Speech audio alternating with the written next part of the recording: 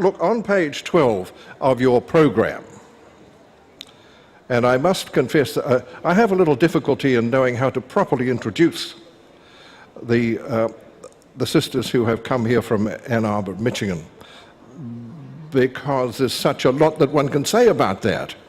And then there's a lot that you will hear during their own presentations. But Sister Joseph Andrew is one of the 4 foundresses of the Dominican Sisters of Mary, Mother of the Eucharist. And this is one of the orders that is attracting vocations, which to me is miraculous, because if I hold the view that if there isn't a visible presence of religious in our society, there is very little by way of initial attraction. You have to know what it's about, and you have to show the flag. So I'm absolutely dedicated to that notion. Anyway, Sister Joseph Andrew is one of the 2 sisters who will be talking to us. Mother Assumpta will be talking a little bit later on. So please, I'm not going to say any more about this at all. Would you please sit down? That's what I want to say to you. Just a moment, please. If I had a bell, I would ring it. If I had a bell, I would ring it, you know, and then we'd all be quiet, and we could all sit down, and we could listen to what we're supposed to be here listening to. So are we all sitting comfortably? As they used to say on a program called Listen with Mother. Are you all sitting comfortably? Then let us pay attention, and let me introduce Sister Joseph Andrew of the Order of Preachers. I'm sorry about that. You're great. You're great. Thank you so very much. Philip, you are hysterical, and it's always fun to be introduced by a person who has such a great wit, but he also has a great wisdom, and so I completely agree with what he said. I do also certainly, on behalf of Mother Assumpta and myself, want to thank John for this invitation. You can imagine how we reacted when we received an invitation to New Zealand. It's kind of like one of those dreams, and it's come true, and thanks to Jean, we've seen a good portion of your part of this beautiful country, and we thank Mark and Bill and everyone who's worked on this. Okay, a woman from Ann Arbor, Michigan, decided to write a book about churches around the world, and so she first went to San Francisco, and going into a large church, she began taking pictures and making notes, and she spotted a golden telephone on the vestibule wall, and she was intrigued with a sign that said $1,000 per call. And seeking out the pastor, she asked about the phone. And the pastor answered, well, that phone is in fact a direct line to heaven. So if she just pays the price, she can talk directly to God. So the woman thanked the pastor, and she continued on her way. As she visited churches in Seattle and Austin and Green Bay and Chicago, etc., around the U.S., she then thought, well, I'm going to go international and see if there are more of these kinds of golden phones. And from every place she went, she found one, and she would ask the pastor and receive the same answer. This is expensive because it's a direct call to heaven. Well, finally, she arrives in Auckland, New Zealand. And she goes into a church, and she notices the usual gold phone. And this time, the sign read, calls 50 cents. So fascinated, she went to find the priest, and she said, Father, I've been all over the world and seen these phones, and they've always been $1,000 a minute, but yours is only 50 cents. Why? And Father just smiled and said, well, my daughter, you're in New Zealand now. This is God's country. It's just a local call. So, yeah. It's so good to be here.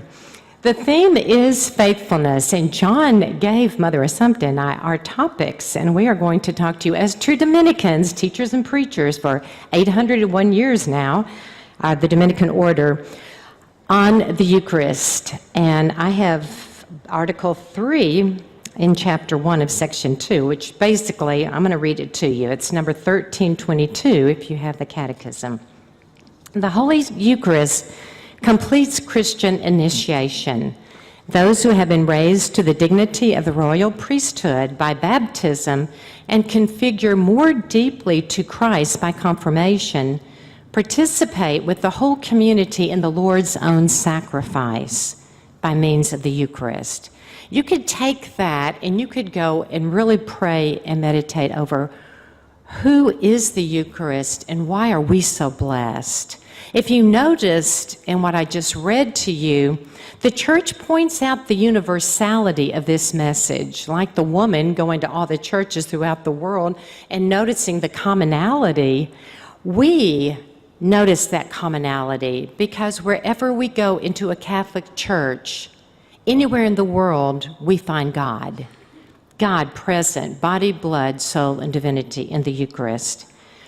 If you look through the Catechism of the Catholic Church, particularly the second part, it is on our beloved sacraments, which is our ways to holiness.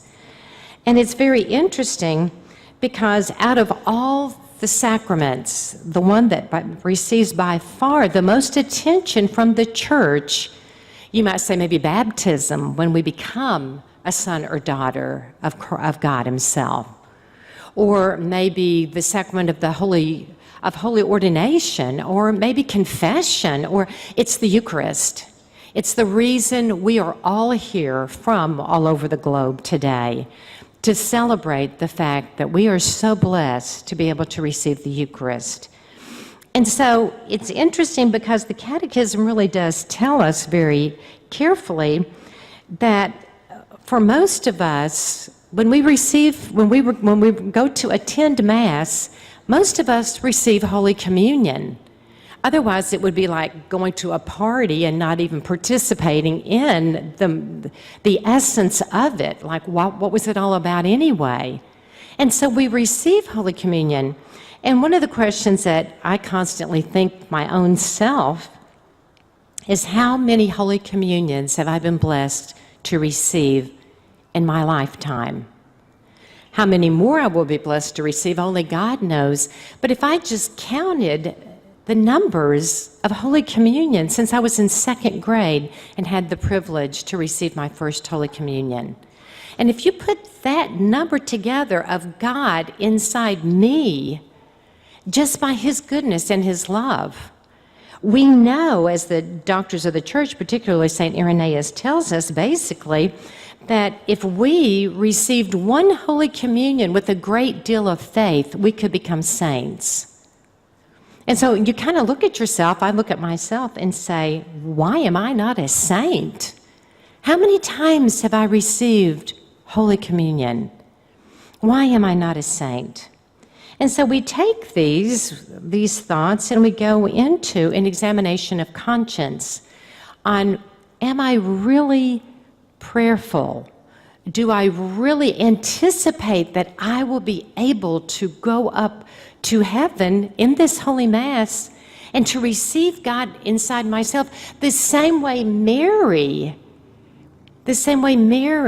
received God? This is the pro-life image of Mary, because inside her womb, the Aztec Indians knew this, the Mexicans knew this, that she is pregnant with child, the child being God Himself. That's each of us when we receive Jesus in Holy Communion. How can I pray better about this? There is a story about a priest, Father Eugene Fulton, in Larchmont, New York, and I thought about this since we have two gentlemen who are very musical visiting us here from New York and part of this conference. But our community was founded 21 years ago, Mother Assumpta and myself and two other sisters in New York, and we got to know a lot of the priests in New York, and one in particular, his name is Father Eugene Fulton. And so he talks about when he first was ordained a priest, he wanted to do something very special to celebrate his ordination, besides obviously the fact that he now was a priest and could give the sacraments to the church, etc. But he took a little pilgrimage to Combe in Canada, and he really wanted to meet this woman who founded that whole community called Madonna House there, and he wanted to meet her because of the holiness that he'd heard about her. In fact, she is up now, she has since died, and she is up for beatification, and her name is Catherine von Hewitt Doherty. And so he wanted to meet her. So he goes to Combe and he knocks on the door and he says, I'm a newly ordained priest and I would like to meet Catherine Doherty. And so the person that answers the door said, okay, I will let her know. We will lead you up to the chapel. So he goes up to the chapel there and he's praying and praying. And he thinks, okay, well, surely she's coming pretty soon. And time goes by and he's waiting. And he thought, wonder if they didn't understand. I mean, I could be at home praying before the Blessed Sacrament, you know. Maybe they didn't pay any attention to what I said and they forgot. So he's really thinking and looking at his watch and checking out the time when he hears this groan over in the side of the chapel. And he thought, oh my gosh, what was that? And then he hears it again, and then he hears these other sounds. And he kind of gets up and looks over, and there's a woman laying prostrate before the tabernacle on the side. And so he's listening to this, and he doesn't know what to do. And in a few minutes, the woman gets up, and he just notices her, and he's trying to act like he's praying very fervently, you know, and he's thinking, what's going on? The woman comes over, taps him on the shoulder, and says, Father, would you please give me your priestly blessing? And he looks up in her face, and it's Catherine Doherty. And he goes, oh my gosh, I came here to meet you. And so she said, well, I'm asking for your priestly blessing. So he gives it to her, and he's shaking like, oh my gosh, you know, this is Catherine Doherty, this is why I'm here, and she's been over there, and who am I, and all this other kind of stuff. And she kind of gets him, she says, come with me. And so he follows her, and she goes right up to the tabernacle, and she points at the tabernacle, and she says, don't ever put anyone before him. He called you here, and you came here to see him. And he turned to her and he said, you're right. And then at one point, he said, I don't know that my Eucharistic devotion is anywhere as strong as yours. I'm a new priest. I want it to be. Can you give me some words of advice? He said, What does it mean to you that Christ is present in the tabernacle? And she simply said, he is here because I need him. I cannot live a moment without him. And because he is here and I am with him, I'm able to go and give him to all the people who so need him. And he later on said that's probably about the best catechesis he had ever received on the Eucharist. Christ is here because we need him. You know, and in needing, we become vulnerable. We've heard 2 beautiful talks this morning, all about vulnerability, how when we suffer, we open our hearts in a deeper dimension because we know we need God ultimately. And isn't Christ present in the tabernacle so vulnerable? Do we realize he doesn't have to be there? He didn't have to create us. He didn't have to give us this conference and give us the ability to even get here. And yet he is the reason we are here, and he has known this moment would come from all eternity, that he would be here. Another quick story I want to share with you happened some years ago when, I don't know if you can tell the accent, but both Mother Sumpta and I are from the States, and we're from the southern states. We're not from Michigan originally, and so in the States they'd say we have southern accents, you see. So I'm hoping that you can understand us because your accents are beautiful, and we're catching on very, very well. They're not all that different, actually. But in Tennessee, where we are from originally, one summer I was sent as a sister along with my blood sister, Sister Mary Teresa. We're both sisters, 2 girls in the family, we're both sisters. And we were both sent to this little out-of-the-way place in a very poverty part in the Appalachian Mountains to do a week of teaching young children about the Catholic faith. And it was one of the most beautiful weeks of my life, but we really didn't know exactly what we were getting into, except the little bit that I've told you. So my sister and I are both high school teachers, so she kind of quickly looks at me and says, I'll take the older ones and you can take the younger. I'm like, oh, that's real nice. But trying to be charitable, I said, okay, well, yeah, I'll take the young ones. Well, the young ones were really young and very small. And so I just kind of called them little babies because they were like maybe 4 years old up to about 3rd grade. Every day we were blessed to have Mass, and so we got to go to Mass and receive the Holy Communion. But the very first day, my little bitty ones came in, and they were laying in the pews, and, they didn't have a clue what to do because, as I said, it was a very unchurched area, but they had been baptized Catholics, and so we were trying to impart what we could in a week, and then to take them spiritually with us as spiritual mothers the rest of our lives to pray for them. But they certainly were not behaving well, and they were loud, and they were talking, and they were playing. So after Mass, I said, all mine stay here, which they did, and they were still talking and pulling each other, and I said, now we're going to practice because Jesus is here, and they're still playing around. And I'm going, excuse me, did you all hear me? Jesus is here. He is in that gold box. And that gold box is called a tabernacle. That's a big word for you, but Jesus is present in that tabernacle. And they looked at me, and one little bitty tiny girl just burst into tears. And I thought, oh my gosh, this is some beginning. And I looked at her and I said, what's wrong? And she said, oh, sister. And I said, yeah. And I said, are you okay? And she said, if Jesus is stuffed in there, we've got to get him out. Isn't that beautiful? And I stood back and thought, she gets it more than I do. She's amazed at the mystery in a way I've forgotten to be the holy amazement. It was just a beautiful moment, again, of the reality of what does this what does the Eucharist really mean?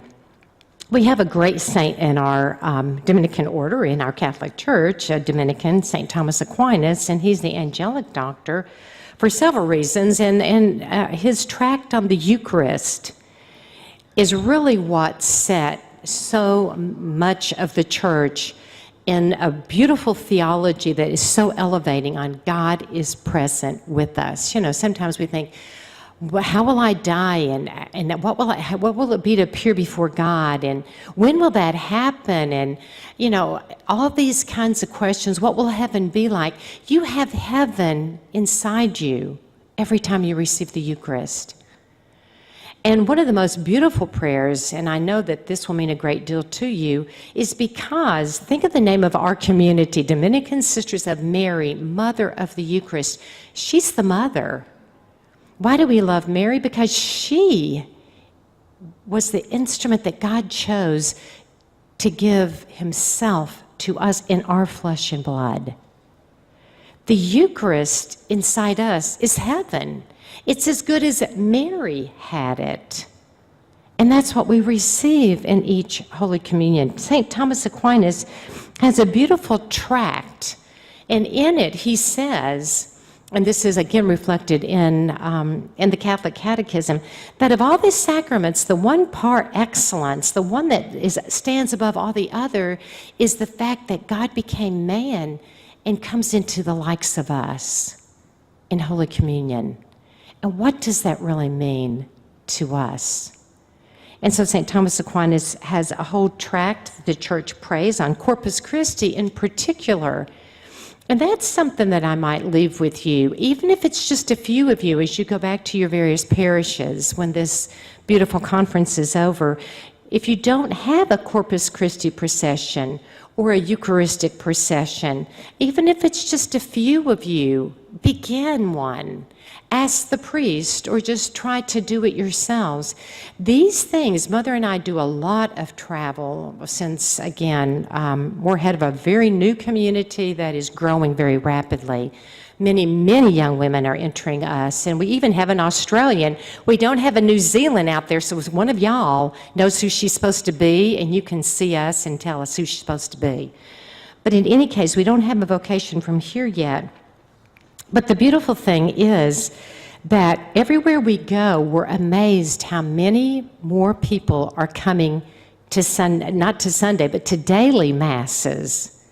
We just traveled with Jean yesterday, who showed us, Jean Simpson, who's taken us everywhere, and it was so beautiful to go to your 30-year, every single day Eucharistic adoration here, and to think how many miracles are worked and one-to-one before Christ present in the Eucharist. Miracles we will hear about in heaven and say, I was right there too. Oh, that was someone that I knew. Oh, I had seen her praying. Do we really realize what we've been given in the Eucharist? And that's just not for a few pious souls. That's for every single one of us. God promises to give us everything that we could possibly need. I'm going to go into a little part of something that St. Augustine, another great father of the church, whose rule we as Dominicans use. St. Augustine is a tremendous, tremendous saint, and one Pope Benedict loves in particular, and certainly a lot of his writings are very Augustinian-based. He loves St. Augustine. And something he wrote is, on the cross, the Lord effected the great exchange. There is the purse that contained the price of our redemption wide open, the heart of Christ. From that side, opened by the lance of that soldier, we just celebrated Good Friday, there flowed forth the price that would redeem the entire world, every one of us. The faithful and the martyrs bought by it, and the faith of the martyrs has been tested. Their blood is the witness. We hear about Mexico, we hear about Honduras, we think about Iran and Iraq and Afghanistan and China, and we look at the world and we say, why do I have it so good? There are people this very moment who are being murdered because they're professing their faith. And what we will today at Mass simply form a line and go up and receive God Himself. Why do we have it so good? It's a good question to ask. St. Augustine continues, they gave back, the martyrs gave back what was paid for them by their own blood spilling into His when they gave their lives. The great table is one, the altar, wherein the one who offers the sacrifice, God Himself, becomes the food He gives to us. He's the one who invites us. Therefore, the martyrs recognized what they ate and drank so that they might give back the same, their own lives. I'm going to end with a story of a blessed Dominican.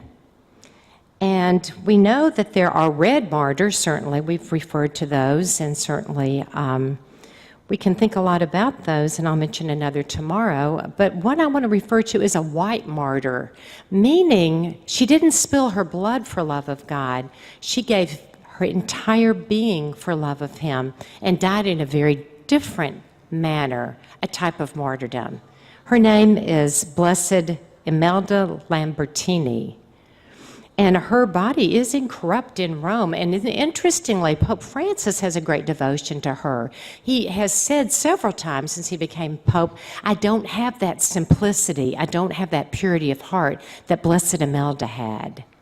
And why would he say that? I'm going to tell you. She was a child prodigy, basically, who at 5 years old kept begging to receive Holy Communion. Back then, you had to be 12 years old.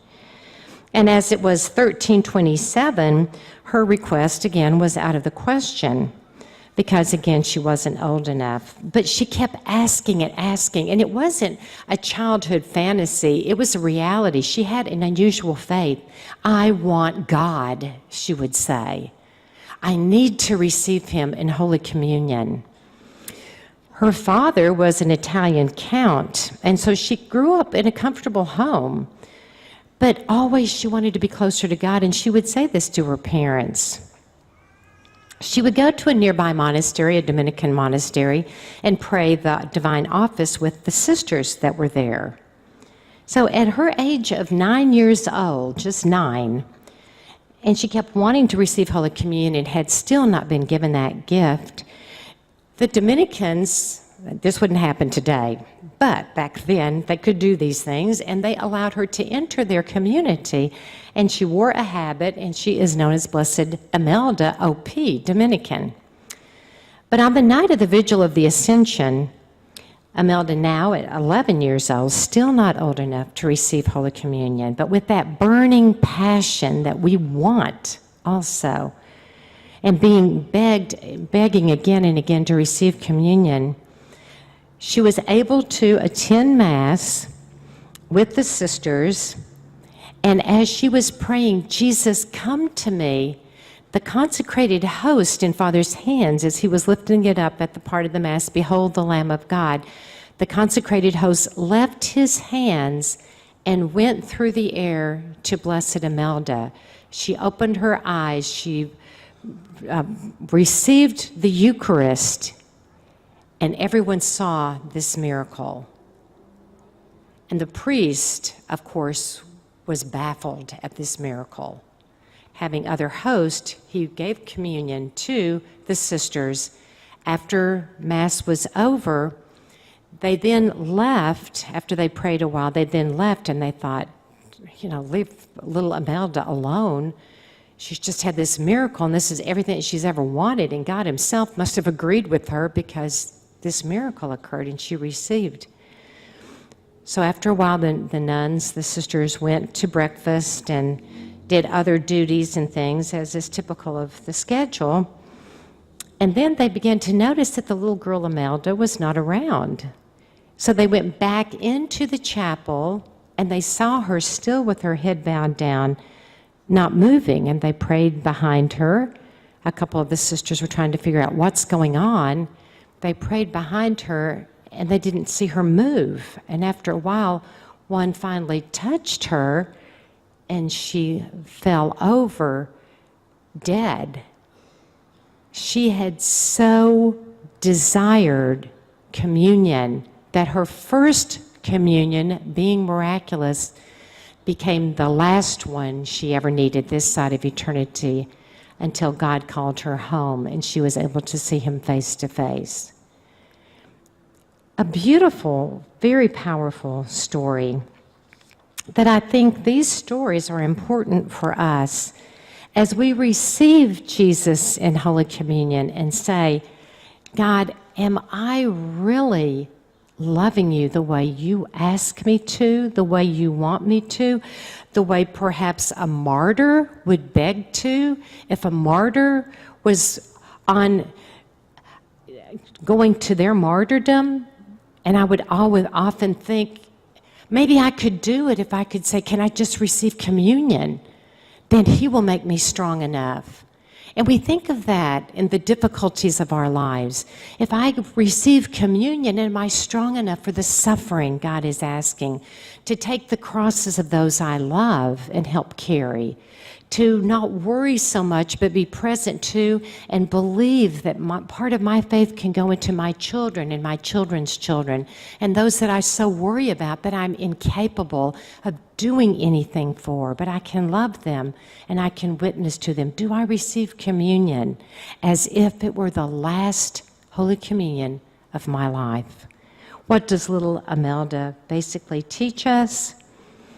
Let us pray in Mass this afternoon, and certainly in every Mass, for purity of heart in a world that is not very pure, in a world full of distractions, in a world that tries to get us away from God by the lure of so many technological and false stories and selfish things. If we can be the saints of the Eucharist scattered around the world, the whole world will be better, and our purity of heart will spread way beyond New Zealand and the USA and wherever else. It will spread to the entire world. God bless you and thank you.